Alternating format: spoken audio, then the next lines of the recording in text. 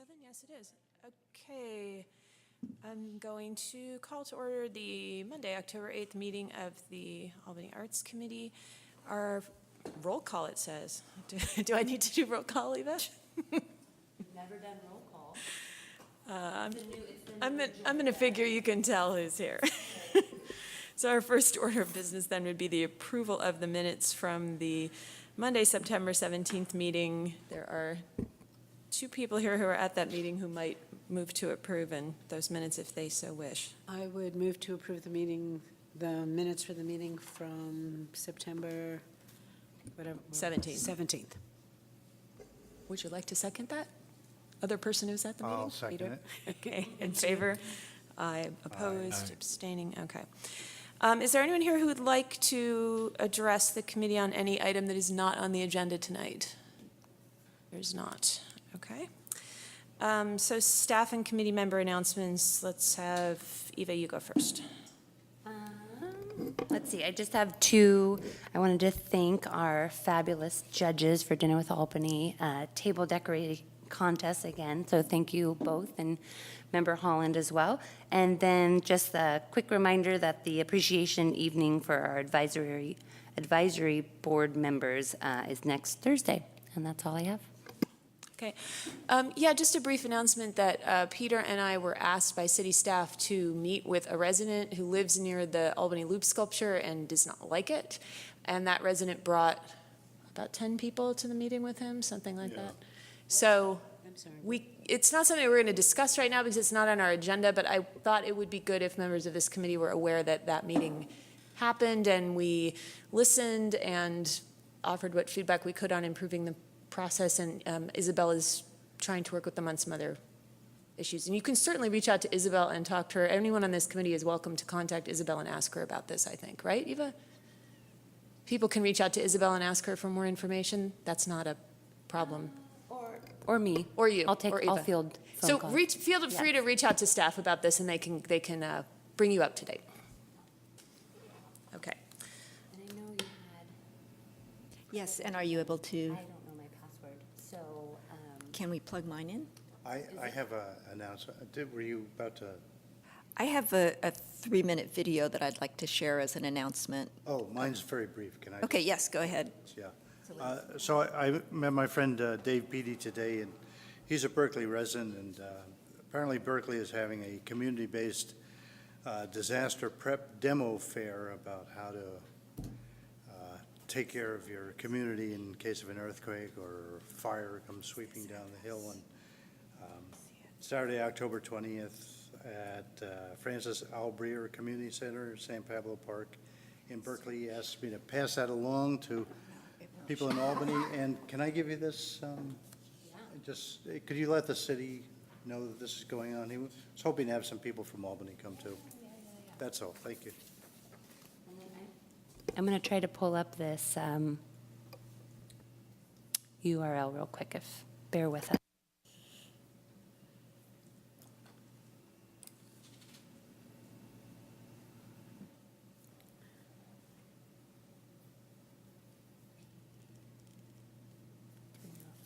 I think it's an I. I never had a car think it's with an captain's I. chairs. No, I'm guessing it's an I. I don't think I have either. Those Either are an I or an spiffy. L. They're big, you know, with a big, Yeah. Yeah, I don't know if the capitals know. like you're sailing the Yes. ocean on your way to Walnut. Some are upper, some are lower. I love the idea. That's how it is. That's how I it don't want actually it, but is. I do love the You know, idea. they didn't call them captain's chairs, but they called them like big, overstuffed, expensive chairs. You probably Chairs. wouldn't buy them. No. Yeah. So dot BE slash capital E, capital R, capital V, capital Z, P, capital I, 8, capital T, 4, capital V,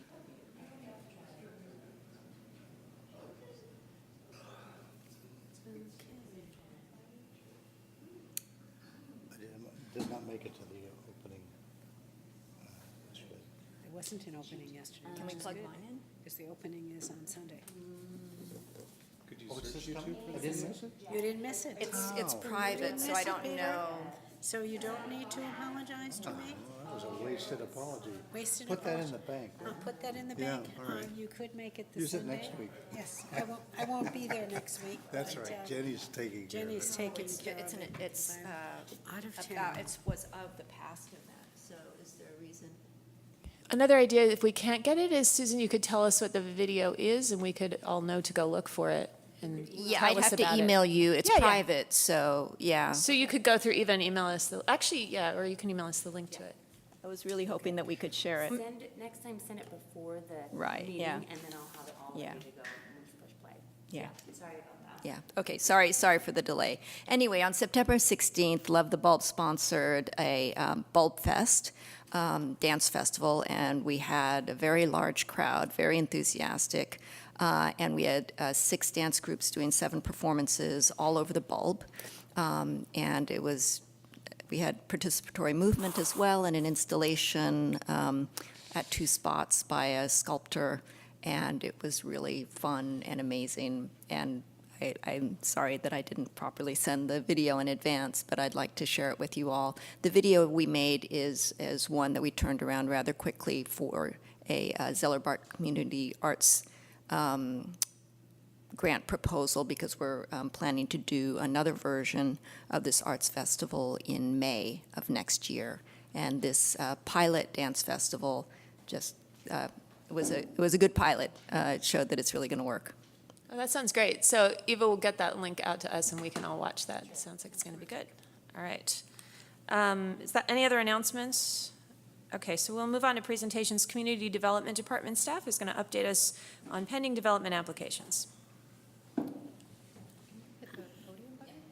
Oh, and the Complete Streets Plan.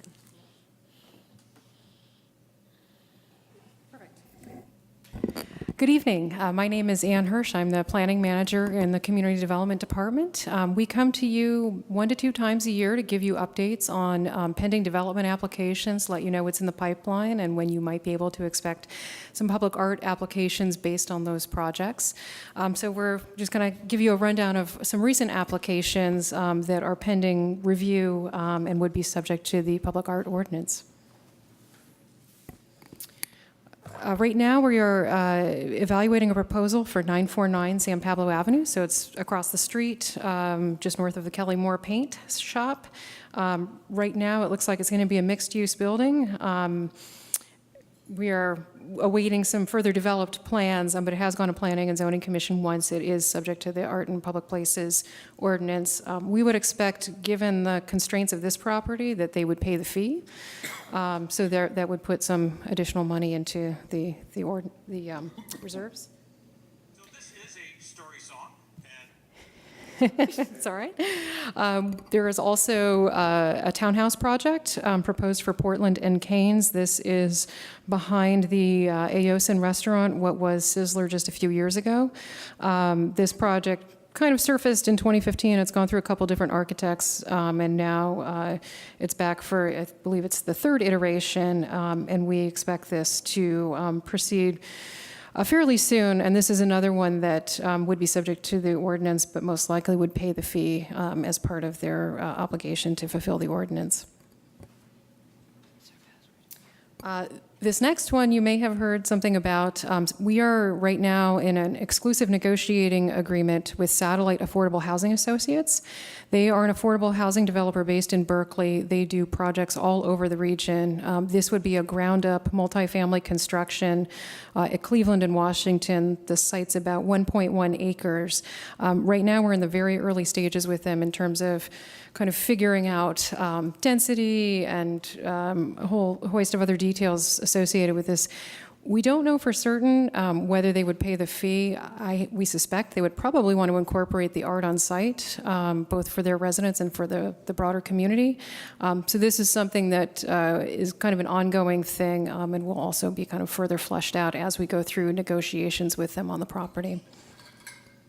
Do you have a timeline on that?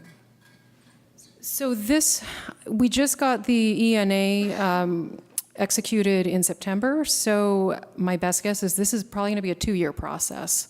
And within that 2-year window, we are going to be going through the typical planning process that you would expect. And as part of that, that would also include how they plan to fulfill the public art requirements. This is not a development proposal. This is our Solano Avenue Complete Streets Plan. I don't know if any of you are following it, but in a nutshell, we received a grant from Caltrans to do a complete streets plan from Solano and Masonic up to the city limit line. One component of that is specified within the plan are locations for public art. Where we are in the process, we've had a workshop and we had a pop-up event, if any of you happen to be at Solano and Pomona a couple weeks ago on a Saturday.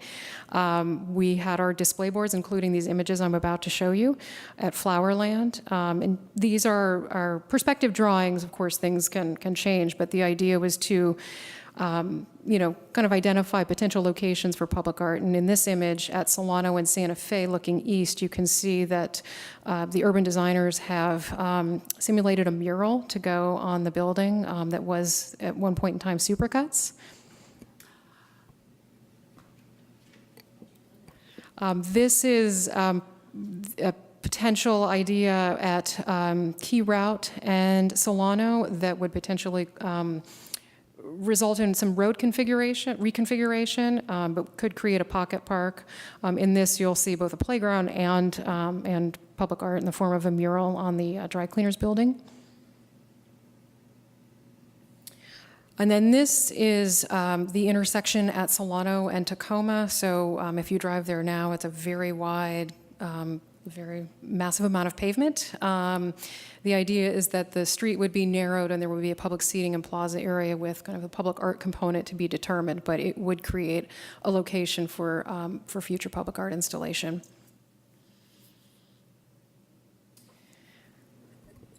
Just to kind of bring the committee up to speed, St. Mary's finished their chapel last spring. As part of their requirements for public art, they paid the fee consistent with the ordinance, so that was paid, that check has been cashed.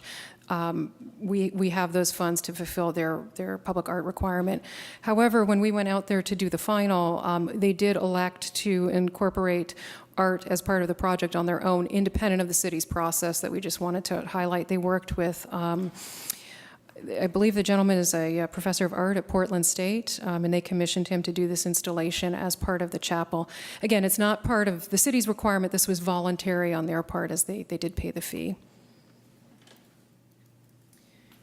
We have another complete streets plan for you, and I'm probably going to defer some of this to Jeff, but this is just outside of the building. There's another pocket park that's proposed that would also have potential for public art to be installed. Do you want to?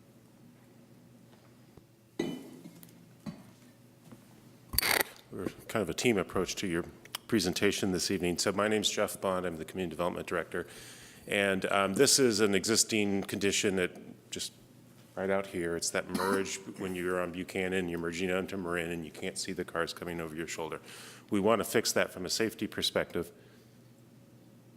And basically to convert, I'm going to go back here and use my fingers for a second since we're not being filmed. Instead of having motorists go this way, we're going to make all the vehicles going both directions come to a perpendicular intersection, which improves the visibility for motorists making turns on and off of Marin.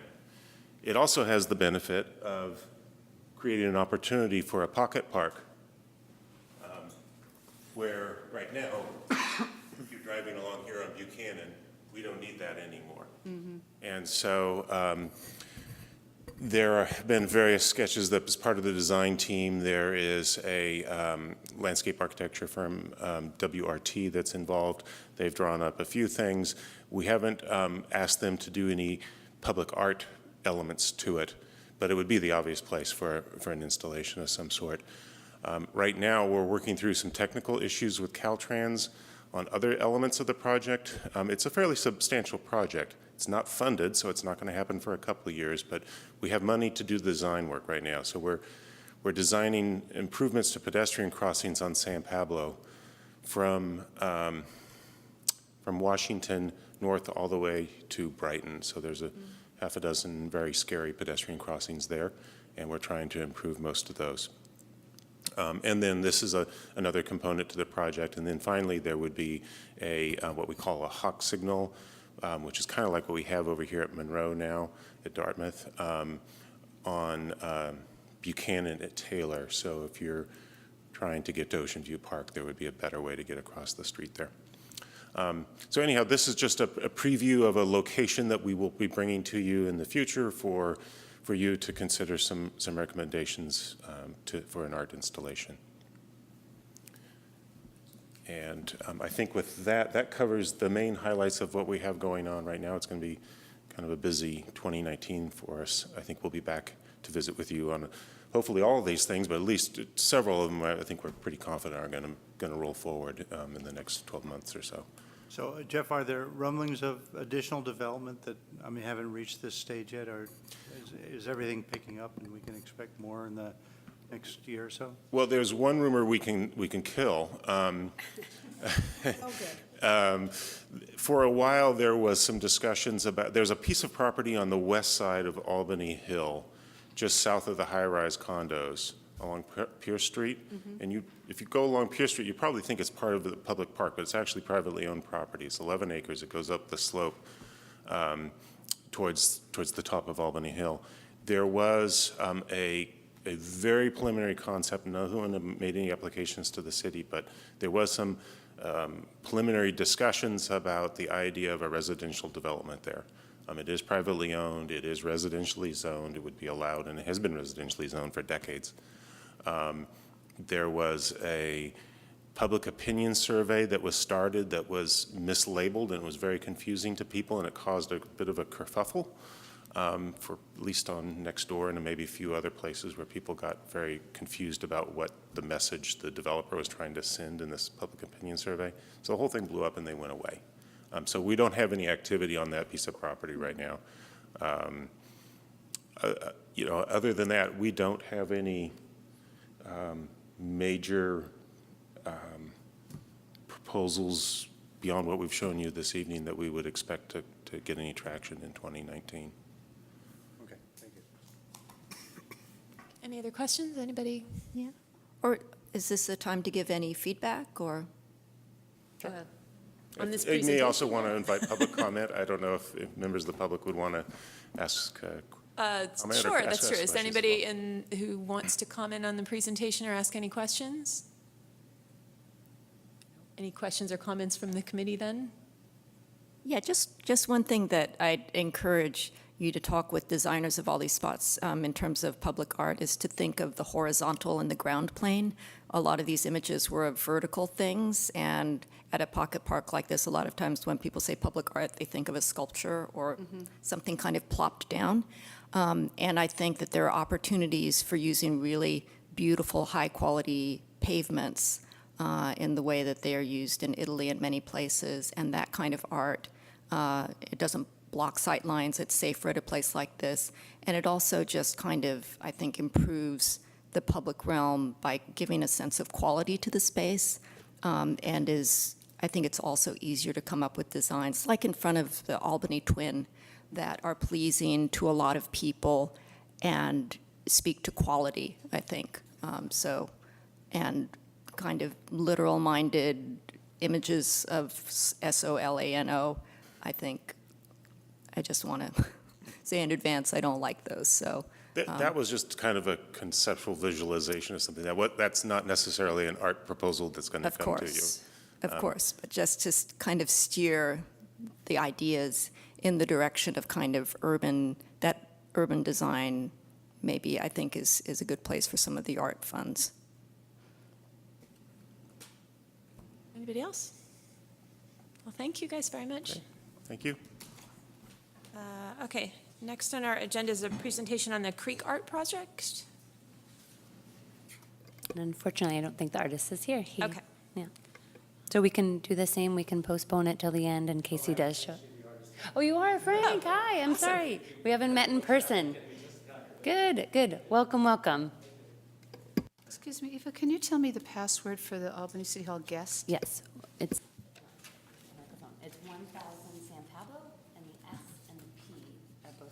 Okay, thank you. Yeah, That didn't work for me. For guest, that works for No, me. it's for City Hall. It's for the city hall. oh, that's for the city hall. It didn't, okay, sorry, never mind. Welcome, welcome, and I'll bring up your proposal as well.